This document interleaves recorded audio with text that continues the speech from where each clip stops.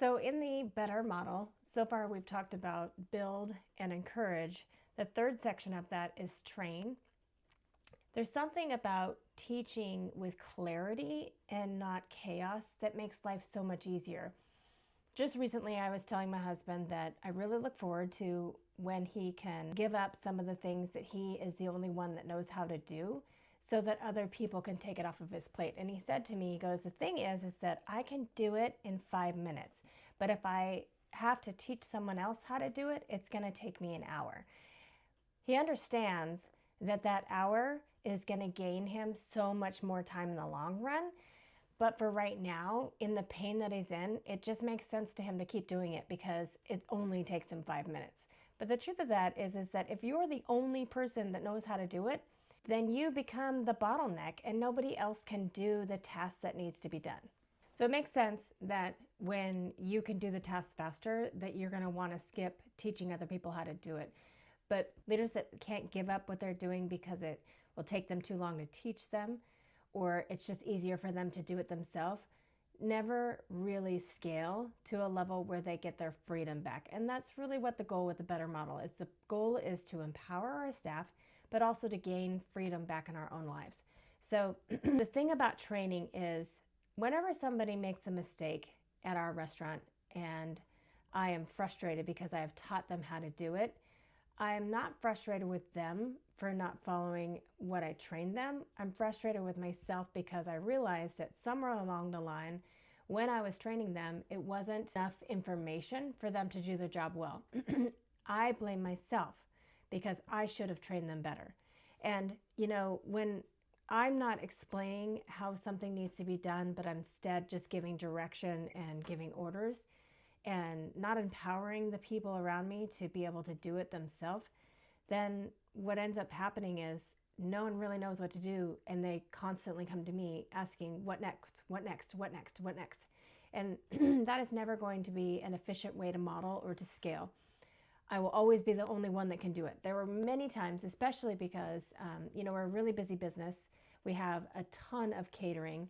And when there's a lot of catering, it's really difficult for me to not have to be there managing the details. And that is all 100% my fault because I haven't done my part to train them so that they can handle it.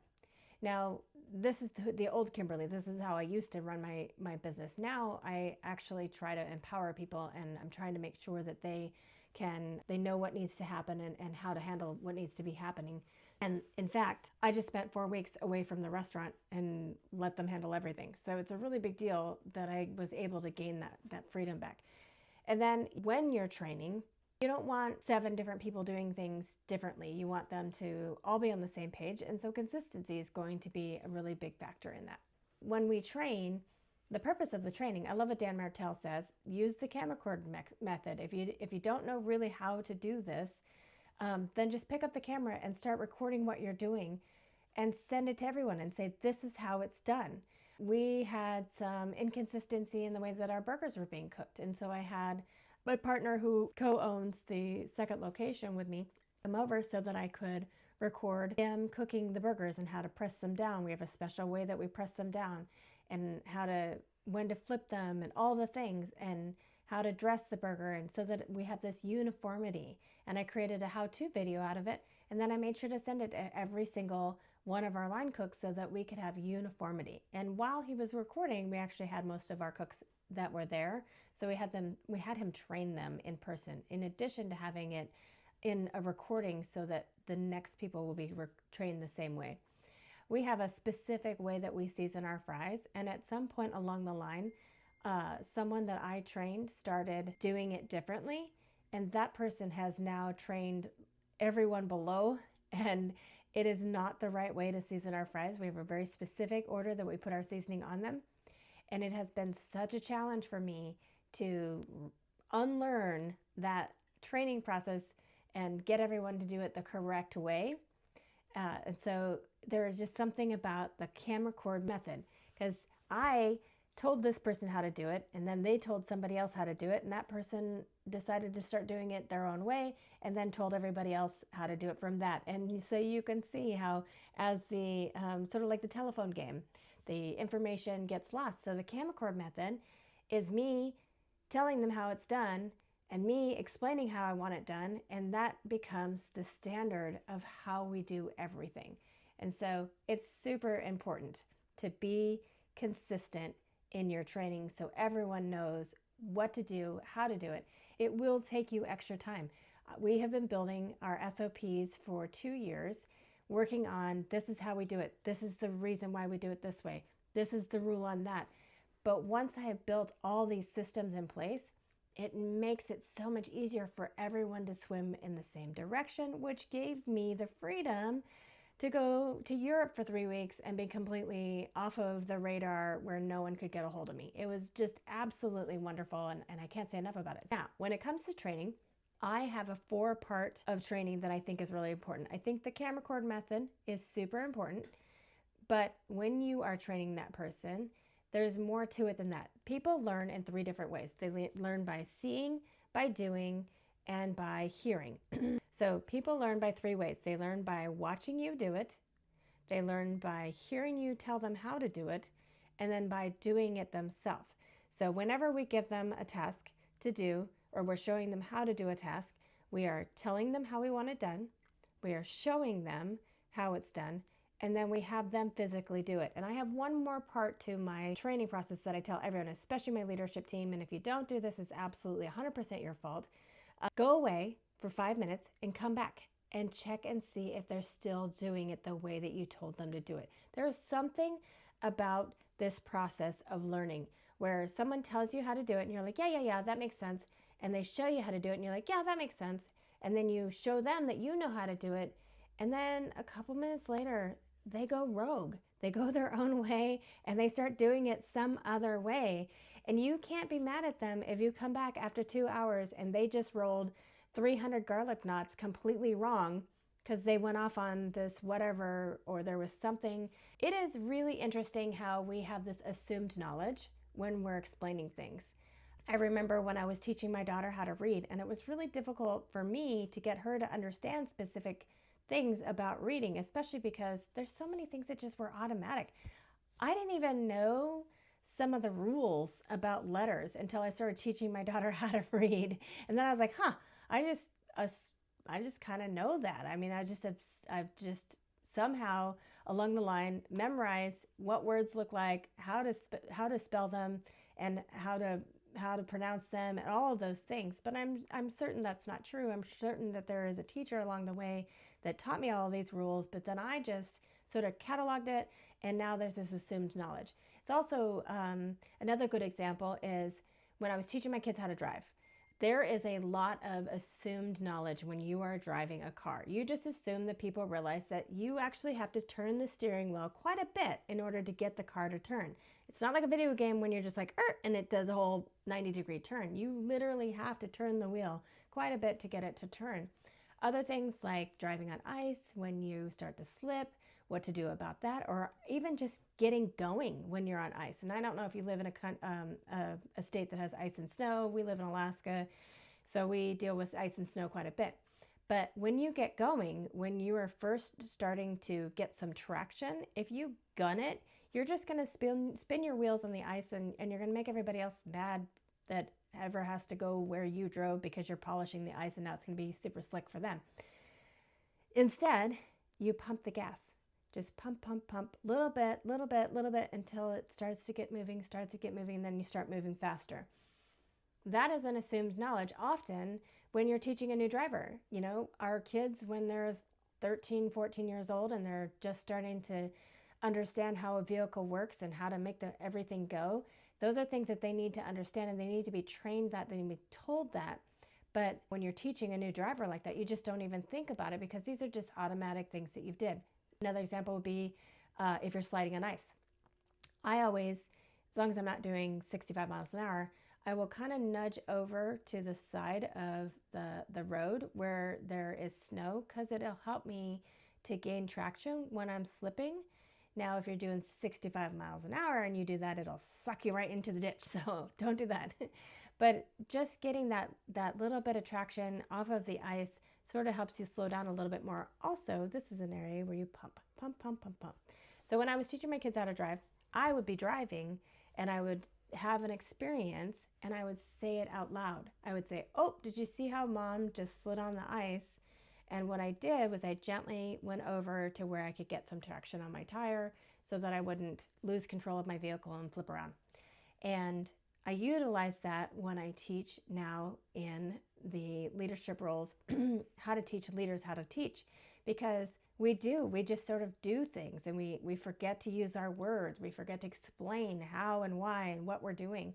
And there's all of this assumed knowledge. So that fourth step, I am intentionally explaining every detail that I can think of without overwhelming them and making their eyes roll back in their head, right? You give too much information and people stop listening.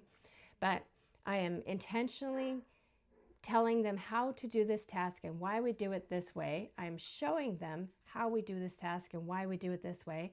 Then I have them do the task and then I come back and check on them because there may have been something that I missed. There may have been some information. I can remember this girl that worked for me. She was trained by another person how to tie our garlic knots. Then she was trained by me how to tie our garlic knots. And then I'll give you a little bit of information. So we roll the dough out into a square and then we cut it into strips. And we take the strips and we tie them and put them on the cookie sheet and then we to bake it. So in the process of this other person teaching her and me teaching her, I came back, but I came back way too long later. It had been probably about an hour later, in which case she had already gone through all of the dough. And at some point, while she's cutting these strips of garlic knot dough to tie them, she started cutting them really, really tiny. And so we had these itty bitty little tiny garlic knots. And I looked at her and I said, "Why would you do that?" And she goes, "I don't know. It just made sense." Our garlic knots are like this big. And I just thought, what a waste of time. I don't know why you went off and why you went rogue like that, but I blame myself because at the end of the day, I should have gone back and checked on her. And maybe I should have checked on her several times. Somehow she thought, tiny garlic knots, they make sense. We use a very large chicken thigh for our burgers. It's a boneless chicken thigh. We don't use the pre-made chicken patties where I just really like the thigh meat. It has such a deliciousness to it and it's juicier and it's got a lot of forgiveness if you overcook it. It's a fattier piece of meat. And one of the unfortunate things about that being a fatty piece of meat is that there are sometimes a very thick portion of the chicken and a very thin portion of the chicken. And we have several cooks. It seems to be very consistent that they just cannot get that chicken completely cooked. I don't know if they're temping the thinner section and not the thicker section. We've got thermostats. We're training them to cut it open and check it out on the inside and make sure it's cooked fully. It's just one of those things that we just had such a headache over it. And then one of my employees made the suggestion. He said, "What if we pound out the chicken so it's the same all the way through, same thickness?" And I was like, genius. I think that's great. This is actually a perfect way to solve the problem. And it made, actually, it solved several problems. It made our chicken look very, very thick. It created a thin piece of meat that cooked much, much faster, and it cooked consistently. And so now we train all of our preps that this is how we do the chicken so that we solve the problem down the chain when they're cooking them on the line. So the takeaway from this, what's really important to keep in mind is that when we are training people, that we need to make sure that we're being clear. So we do our 4-step process to make sure that we're being clear about what it is that we're expecting. We need to make sure we're documenting, whether it's the camcorder or it's written down. We need to document how we're doing everything. The worst thing in the world is to change a recipe and not let anybody else know that we've changed the recipe, because then it doesn't create consistency and not everybody's on the same page. And so we just need to be clear with our expectations, right? Write it down so that everyone knows. And then delegate. My husband feeling like he couldn't give up his tasks because he could do it in 5 minutes and it would take him too long to show somebody else how to do it. Man, that just creates such a huge, heavy burden on your plate. I have a general manager. I took over for her for a week while she went and ran a job for us out of town that we had going on. And during that week, I realized there are so many things that the employees expect from her that they could actually do themselves. For example, I had an employee come in and say, I need copies of this. And I was like, you don't know how to make copies in the printer? And he was like, no, I don't. I go, I'm going to show you right now. Because that doesn't need to be on my list of things to do, and it didn't need to be on the general manager's list to do. We have a wall of checklists that they pull the one that they need for whatever thing that they're working on. There is no reason why they can't take that piece of paper over to the printer and hit make 10 copies and refill that folder. And that empowered him so that in the future he could do that. And these are simple things. Get the stuff off your plate that you don't need to have on your plate. Delegate, teach, train, help people to know exactly what the expectations are, help them to see exactly where you want them to be, and then push them forwards. Another example is we do wholesale burritos, and we need to have them done in a specific amount of time so that we could be profitable. We hired this new person to come on to help us with the prep process, and the person that was in charge of it started feeling discouraged because the new person was super slow. And I said to him, I go, well, it sounds to me like you need to encourage her to move faster. And have you thought about possibly letting her know what the expectation is? Like saying to her, hey, in order for us to be profitable, we need you to be able to be wrapped and done with these burritos. I need 60 an hour. Is that something that you think you can work towards? And it actually worked. There's something about that once you know what the expectation is, now you have somewhere to go. You have a goal in mind. You have somewhere to focus on. And when whatever we decide to focus on, where focus goes, energy flows. So that means whatever you're focused on, whatever you're putting your energy into, that's where everybody is going to go. And so today, ask yourself, where am I frustrated? What are the areas where people are not doing what I've asked them to do? Where are the areas where things are not happening the way that I expected them to happen or the way I've taught them to make them happen? And then figure out, what is it that you need to do? Do you need to do the camera cord method? Do you need to sit down and record, this is how this is done, and this is how I always want it done? And then do you need to get your leadership team to continue to enforce? I think about, I use a lot of examples of my kids, and I need you to understand that raising children is like the best teacher. And even if you don't have kids, this absolutely will resonate with you, because children are like the hardest subjects to get them to do what you need them to do. And so I feel like they translate into leadership really, really well. My youngest son, he had one of those one-wheel contraptions, and I think he was probably about 15 years old. We decided to walk up to the local grocery store. Him and I went for this nice long walk. It's about a mile away, and he rode his one wheel the whole way. And as we were coming out of the store, we were going to head back home, and we had to cross the traffic. It's a pretty big road. I think it has about 4 lanes of traffic. It's like two actual road, and then the center, so probably three, the suicide lane. Not a fast moving, like 45 miles an hour. But anyway, we're leaving the store, and we're both getting ready to cross the street. And he looks over at me, and he's like this with his one wheel. He's going to go that direction, but he's looking at me. He goes, watch this. And he just goes across the street. And these 3 lanes of traffic he thought was clear, but it wasn't. There was cars coming. And I was like, what are you doing? And the thing about that that makes me laugh is that this kid, since he was as little as, old enough to be able to walk, I've been yelling at him to be careful and to look both ways before you cross the street and all this stuff, right? I've been teaching him all these years, and yet he still needed to be reminded. And that's what it's like leading your team. Even though you built the SOP, even though you have recorded and you have sent out the videos, you still have to continuously remind them. There are days when I walk in to the kitchen and I will say, no dry burgers today, right, guys? No dry burgers, right? And they'll go, no dry burgers. Because it just, I don't know why we get off track. I don't know if somebody's not paying attention or they make mistakes.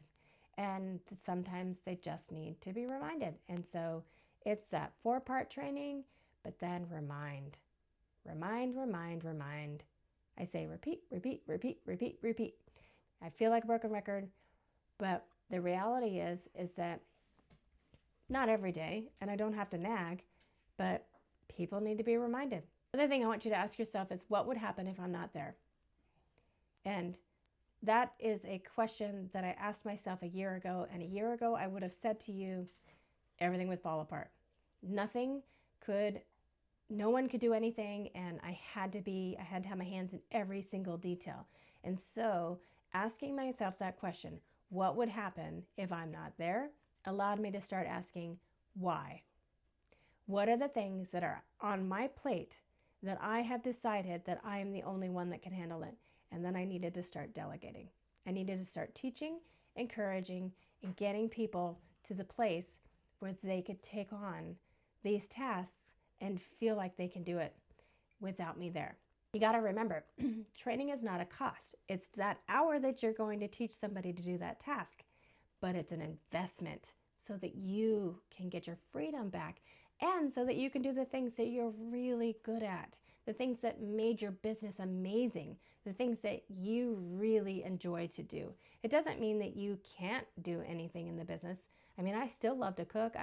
We're getting ready for the Christmas season, and I fully intend on going into the restaurant and baking a ton of cookies because that's something that I love to do. I like having different varieties for our dessert boards, and so there's nothing wrong with me still cooking. It's just that I can't be the only one that does everything.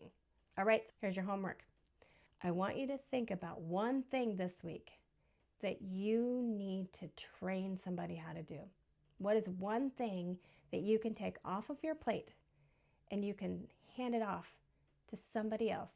Because I know you have excellent staff, just like I have excellent staff, fully capable, totally able to do the things that you have hired them to do. Find one thing, record it, write the SOP, and hand it off to someone else. Because remember, we're not building tasks, we're building people. And when we lead a better life, we build better leaders.